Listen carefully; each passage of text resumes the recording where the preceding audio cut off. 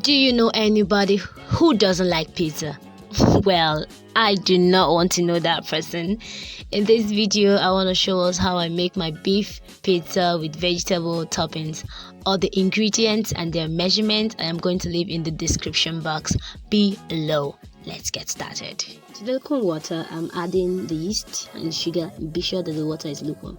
And then you know your yeast is alive when after a few minutes it forms bubbles. It starts to form bubbles. You know that the yeast is alive. If not, just throw it out and get yourself a good yeast. To my other bowl, I'm going to be adding my flour, and to the flour I'll be adding the salt. Do not add the salt to the yeast mixture because it slows down the activation of the yeast. I add in my vegetable oil and then the yeast and sugar mixture, and then I'm gonna mix this up properly before I put it to a flat surface for kneading. In activating your yeast, you have to make sure that you are dealing with lukewarm water, because if the water is too hot, it's going to kill the yeast, and if it is just cold, it doesn't give it enough temperature to get activated. So just do it with the lukewarm water. You know the water is lukewarm when you can just put your hands into the water and you don't actually feel any heat.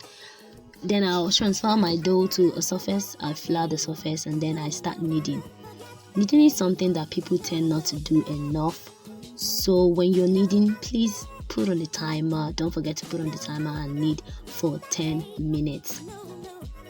The kneading motion is the simple one. You just roll the dough onto itself and stretch it out. Roll it onto itself, stretch it out. We're not trying to tear the dough. We're not trying to overstretch it. Just a push and pull method, something like that. Before I start preparing my dough, I had my oven preheated at the highest temperature. You should do the same because it's pizza. We want it the atmosphere to be heated enough to take in the pizza. We're just going to be baking for a few minutes, but the heat has to be enough to just get all around and give us that crusty, crunchy, pizza with all the cheesy toppings and everything. So you need properly get your oven ready, get it preheated, and after kneading, we're going to put pizza in a ball shape, and then we're going to do a test to be sure that it's actually kneaded well. You press into the dough and then it springs back up almost immediately. When I say almost immediately, it means that it doesn't just spring back up immediately, like you put the indentation and then you find out that it's coming back to the normal shape. And that's exactly what I did here. I pressed into it and you can see it's springing back up. There, it's ready. So you put it back into the bowl. Make sure to oil the bowl. Put some vegetable oil in the bowl and so that it doesn't stick. Cover the pizza with a cellophane wrap and store it in a warm place.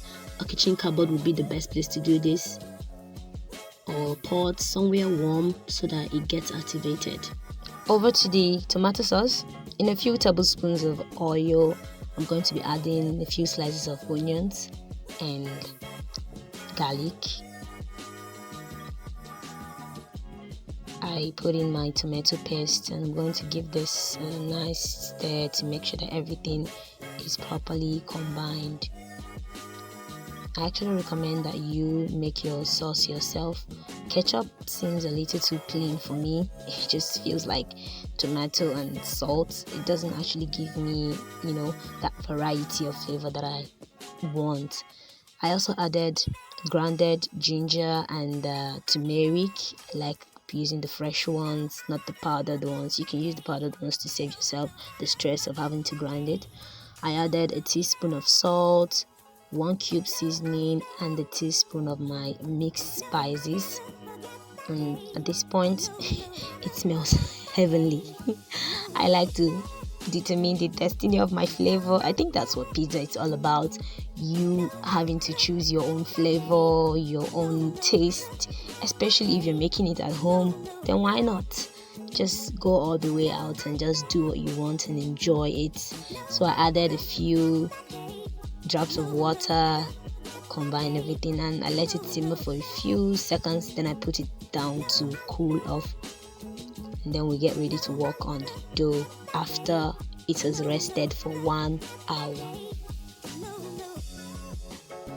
So it's been 1 hour. My dough has been rising. I flour the surface, put it out, and give it a little knead just to bring back the dough to life. All the activities has been going on with the yeast and everything. My dough has actually doubled in size, and I just knead it up. Not too much of a kneading, just to bring everything back. I divide the dough into 4 different sections, and I start working on the first one. At this point, my toppings are ready. And so after cutting it into 4 equal parts, I oil my hands, put some vegetable oil on my hands, and then I start working with the first dough. I stretch it out with my hands. It makes it easier, just put some vegetable oil, you keep stretching it makes the dough, you keep stretching, and then the dough gets more obedient.